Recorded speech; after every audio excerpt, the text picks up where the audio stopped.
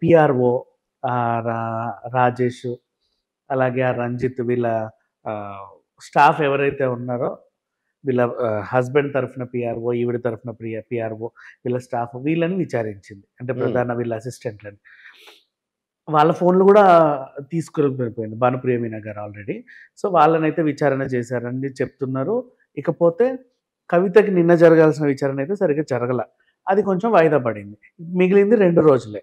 ఇకపోతే 23వ తారీఖు నుంచి సుప్రీంకోర్టులో హోలీ సెలవులు ఒక 5 రోజుల నుంచి వారం రోజుల పాటు హోలీ సెలవులు ఉన్నాయి. అంటే 1వ తేదీ వరకు అయితే వీళ్ళు ఏం చేయడానికి లేదు. సో ఇన్ కేస్ ఈవిడేం చెప్పకపోయినా, ఒకవేళ ఆవిడ చెప్పిందే అనుకో జైలుకి తరలించే అవకాశాలు ఉన్నాయి. లేదు ఈవిడేం చెప్పలేదు ఇంకా మ్యామ్యామి అని కొనసాగించిందే అనుకో, అది కాస్త కొంచెం వాయిదా పడ్డా మళ్ళీ వారం రోజులు కస్టడీలో ఉండాల్సిందే. సో నాకు తెలిసినంత వరకు 1వ తేదీ తర్వాతే ఏదైనా ప్రకటన వెలువడే అవకాశం ఉంది.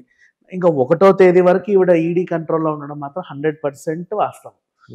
ఏమాత్రం అవకాశం లేదు ముందు, అంటే సుప్రీంకోర్టు నుంచి కానీ నువ్వు చెప్పితే కదా ఏమైనా. ఎప్పుడో అడుగు నాకేం తెలియదు అంటే వాళ్ళు ఎందుకు ఊరుకుంటారు? నువ్వు ఏదో ఒకటి చెబితే కదా అక్కడ సంథింగ్ అట్లీస్ట్ అవుననో కాదనో వాట్ ఎవర్. అంటే వాళ్ళు అడిగిందా ప్రతి దానికి నువ్వు నాకేం తెలియదు నాకు సంబంధం లేదు కావాలని ఇరికిచ్చారు, వాళ్ళని మీరు బెదిరించి నా పేరు చెప్పించారు, ఇట్లా వాళ్ళ మీద దుమ్మెత్తిపోస్తుందే తప్పితే వాళ్ళ ఆధారాలుకి ఒక్కదానికి కూడా సరైన సమాధానం చెప్పట్లా. సరే పలానా రోజు మీరు అక్కడికి వెళ్ళారంట, మా దగ్గర ప్రూఫ్ ఉంది, ఎందుకు వెళ్ళారు అంటే అక్కడ అసలు ఏరియా ఎలా ఉంటుందో కూడా నాకు తెలియదండి. ఈ రకమైన సమాధానాలు చెప్తుంటే వాళ్ళు ఎందుకు ఊరుకుంటారు? అండ్ నెక్స్ట్ ఇంకా చెప్పాలి అంటే నిన్నంతా మనకి కవితపై థర్డ్ డిగ్రీ అన్నారు కదా, ఆవిడ కూడా చెప్పింది నా మీద థర్డ్ డిగ్రీ ప్రయోగించే అవకాశాలు ఉన్నాయని. ఎందుకు ఆవిడ కనిపించింది అంటే మనం నిజం ఒప్పుకోమని ఎట్లా ఆమెకు తెలిసింది కాబట్టి చచ్చినట్టు ఏదో ఒకటి ప్రయోగించి ఆవిడ చేత నిజం దక్కించే అవకాశాలు అయితే మెండుగా ఉన్నాయి. ఇకపోతే ఈ 2 రోజులు కూడా ఆవిడ అట్లాగే దిమ్మలా కూర్చుంటే ఇంకో వారం రోజులు చచ్చినట్టు అక్కడే ఉండాలి. ఈ కవిత అరెస్ట్కి 2 రోజుల ముందు ఆవిడ బర్త్డే పార్టీలు జరిగినాయి, ఏదో దారుణాలు జరిగినాయి అన్నారు. ఏమన్నా మీకు ఏమో తెలుసా దారుణాలు అంటే ఏం లేదు. యాక్చువల్లీ కరెక్ట్ మార్చి 13 ఆవిడ బర్త్డే గ్రాండ్ గా చేసుకుంది. అప్పటికి 46 ఏళ్ళు బర్త్డేకి ఏమో. సో జస్ట్ ఆవిడకి తెలియదు కదా 2 రోజులు అయితే నన్ను ఏదో తీసుకెళ్తారు అని. చక్కగా కోల్డ్ ఫైర్ గన్నుతో ఫైర్ గన్తో హ్యాపీగా అలా ఆడింది. పెద్ద కత్తి, ఇంత పెద్ద కత్తి, బాహుబలి సినిమాలో కూడా ఉండదు అంత పెద్ద కత్తి, ఈవిడ దగ్గర ఉంది.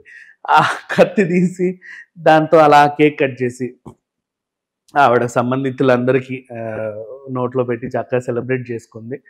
గ్రాండ్ గానే సెలబ్రేట్ చేసుకుంది, చాలా హ్యాపీ ఫీల్ అయింది. ఇలాంటి పుట్టినరోజులు మరిన్ని రావాలని వాళ్ళు కోరుకున్నారు, ఈవిడ కోరుకుంది. కాకపోతే పుట్టినరోజు సంబరాలు ఇంకా అయిపోలా. అంటే నన్ను అడిగితే ఫ్రిడ్జ్ లో పెట్టిన కేక్ కూడా ఇంకా అయిపోక ముందే వీళ్ళు ఇలా వచ్చి ఆవిడని తీసుకెళ్తారని ఎవరు ఊహించాల. యాక్చువల్ గా చెప్పాలి అంటే సడన్ సర్ప్రైజ్, సడన్ షాక్ అంతే.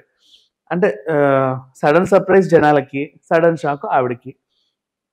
గట్టిగా వాదించినప్పటికి కూడా ఆవిడ వినలా, తీసుకెళ్ళిపోయింది హ్యాపీగా. అంటే ఎప్పుడైనా సరే అరెస్ట్ వరకు ఎందుకు వెళ్తారు ఏ పోలీస్ వాళ్ళైనా? నువ్వు ఏం చెప్పకపోతే కదా, నువ్వు ఏదోటి చెబుతా ఉంటే సరేనండి మ్యాచ్ చేసుకొని మళ్ళీ వస్తాం కొంచెం ఉంటుంది.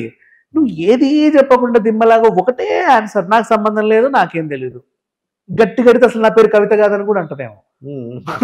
అలా ఉంది వీడి పరిస్థితి. ఇక విద్యానగర్ కవిత భర్త అరెస్ట్ అవ్వటానికి అవకాశం ఉంది అంటున్నారు. భానుప్రియ మీనా గారు కొద్దిగా దూకుడుగా ఉన్నారంట, ఏంటి విశేషం?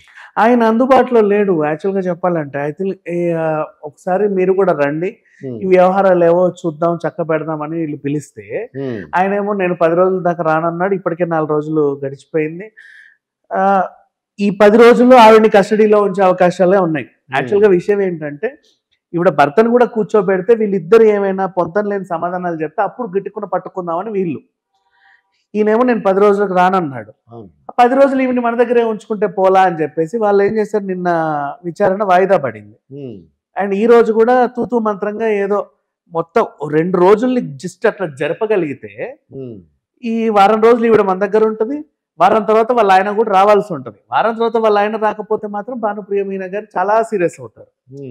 రమ్మంటే 10 రోజులు అన్నావు, సరే ఇచ్చాము, ఇంకా తర్వాత ఇక అరెస్ట్ చేసి ఆయన లోపలేసిన ఆశ్చర్యం లేదు. అప్పుడు ఇద్దరిని కూర్చోబెట్టి విచారిస్తే వీళ్ళకి ఇచ్చామనో వాళ్ళకి ఇచ్చామనో అక్కడి నుంచి వచ్చాయనో ఇక్కడ నుంచి వచ్చాయనో వీళ్ళిద్దరు అంటే పొంతం లేని సమాధానాలు ఏ ఒకటి చెప్పినా ఉంటుంది. ఈయన కూడా ఏం ఎదురు చూస్తున్నాడంటే ఆవిడ ఏమైనా సమాధానాలు చెబితే అదే ఈయన కూడా బట్టి కొట్టి సేమ్ దాని మీదే ఉందామని చూస్తున్నాడు.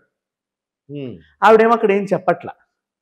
రీజన్ అది. ఆవిడ రోజు రోజు వీళ్ళు వెళ్ళి గంట గంట కలుస్తున్నారు. వీళ్ళ అన్నయ్య తరఫున వాళ్ళు, వాళ్ళ అమ్మ అండ్ వీళ్ళ పిల్లలు ఎవరో ఒకరు రోజు వెళ్ళి పరామర్శిస్తున్నారు. వీళ్ళు అడిగేది ఇదే, ఏం అడిగారు ప్రశ్నలు, ఈ ప్రశ్నలే అడిగారు. వాళ్ళు కూడా చాలా తెలివిగా వ్యవహరిస్తున్నారు. అంటే 10 రోజులు ఈవిని ఇక్కడే ఉంచితే 10వ రోజున భర్త వస్తాడు. భర్త వచ్చిన తర్వాత ఇద్దరిని కలిపి కూర్చోబెట్టి దులిపితే అది అర్థమైపోతుంది. ఏదో ఒక విషయంలో దొరుకుతారు. గట్టిగా అన్ని ప్రశ్నలు సంధిస్తా ఒకటి ఒక్క దగ్గర ఏదో చిన్న మెలక పడుతుంది. అక్కడ పట్టుకుందామని వీళ్ళు వెయిట్ చేస్తారు. ఈవిడ నిజంగా మీ పర్సనల్ ఒపీనియన్ ఈవిడ చేసిందంటారా చేయలేదంటారా? 100% చేయదంటారండి. జగమెరిగిన సత్యం. 1 సెకండ్ అండి. సిసోడియా లాంటి వాళ్ళని అరెస్ట్ చేశారు. పెద్ద పెద్ద కంపెనీ ఓనర్స్, వాళ్ళ కింద కొన్ని వేల మంది ఎంప్లాయీస్, అంతమంది నిజం ఒప్పుకున్న తర్వాత ఈవిడ ఒక్కదానికి ఏమైందట? సరే ఏదో ఒకటి చేసుకుని దాని నుంచి బయటపడాలి. ఇవాళ రేపు అదేంటిది, ఇప్పుడు ఫర్ ఎగ్జాంపుల్ దస్తగిరినే చూద్దాం. నేనే చంపాను, ఇలా గొడ్డలు తీసి చంపానని కెమెరాల ముందు టీవీల ముందు చెబితే మన కళ్ళ ముందు తిరుగుతున్నాడు. ఇప్పుడు ఎమ్మెల్యేకి పోటీ చేస్తున్నాడు. ఆయన ఎవడన్నా ఏమన్నా అంటున్నాడా? పైగా నాకు Z కేటగిరీ సెక్యూరిటీ. ఆయన వెనకాల పోలీసులు వెళ్తున్నారు చక్కగా. ఆయన ఎక్కడికి వెళ్తే అక్కడికి, అంటే ఆయన ప్రాణరక్షణ కోసం. నిజం ఒప్పుకో, అప్రూవర్గా మారిపో. అప్రూవర్ మారిపోతే నేను వదిలేస్తారు. అవునండి చేశాము, ఇలా జరిగింది, ఏదో చిన్న కకృతి పడ్డాము అని చెప్పు. దానికి తదుపరి చర్యలు వాళ్ళు మెల్లిమెల్లిగా ఏవేవో చేస్తారు. ఇప్పుడు ఈమె ఒప్పుకుంటే కేజ్రీవాల్ మెడకు చుట్టుకుంటది కదా, ఆయన పట్టుకొస్తారు కదా. ఈవిడ తప్పించుకోవచ్చు. నాకు తెలియదండి, పోనీ కేజ్రీవాల్ మీద వేసాయి. ఆయనే నన్ను ఆశ పెట్టాడండి, ఆ లిక్కర్ పాలసీ గురించి నాకు ఆయనే చెప్పాడు. నన్ను కవిత నువ్వు ఒప్పుకుంటున్నావు అని చెప్పి నన్ను హిప్నటైజ్ చేశాడు. నేను ఏదో మాయలో ఇచ్చేసాను 100 కోట్లు అని చెప్పు. తప్పే ఉంది. ఆయన మీద నువ్వు తప్పించుకో. వాళ్ళందరూ కూడా అప్రూవల్ మరి నీ మీద వేసి కదా వీళ్ళు తప్పించుకున్నారు. నువ్వు ఒక్కదాని దగ్గర ఎండవట్ల స్టోరీ, ఇంకా ఉన్నారు దీని వెనకాల. కంటిన్యూషన్ ఉన్నది. కేజ్రీవాల్ దాకా వెళ్తుంది. నువ్వు ఒప్పుకో. ఆయన మీదే పోవాలంటే చూద్దాం, మేము కూడా చూస్తాం ఈ తతంగం ఎంతవరకు వెళ్తుంది అనేది. అంతే కదా. నువ్వు దగ్గర రాగానే నువ్వు మోకాలడ్డు పెట్టేసి అక్కడే కూర్చున్నావు.